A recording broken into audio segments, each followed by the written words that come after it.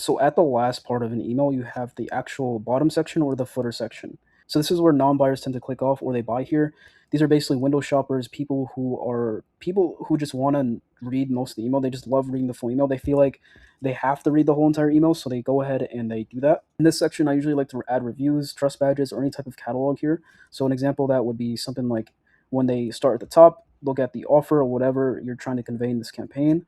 You'll go to the body section and the footer section, the bottom section is usually going to be some type of like reviews or some type of catalog. So, for example, you have like different types of like in this example sheets, and you have like maybe the little cotton balls right here, and then you have more sheets right here. And then usually, if since this is an offer email, we just make sure that we include the offer at the bottom just to remind these people that let's just say they're just like, oh wow, I forgot that they had these cotton balls, and then they see 20% off. Well, that's going to be a really good reminder for that person because they're interested now in the cotton balls and they're going to be able to get that for 20% off.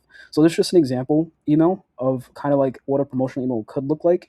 This is a catalog, but another example would be like you could have trust badges here, you could have reviews here, and then you make sure to remind them of the actual campaign objective. So whether that's 20% off, whether you want them to take action on signing up for an event, whatever that looks like for your campaign, you want to make sure it's at the bottom to remind them that after reading all this, you just want to make sure that your campaign objective is really, really, really clear. And you go ahead and include the CTA at the bottom, and then that's pretty much the end of the footer right here.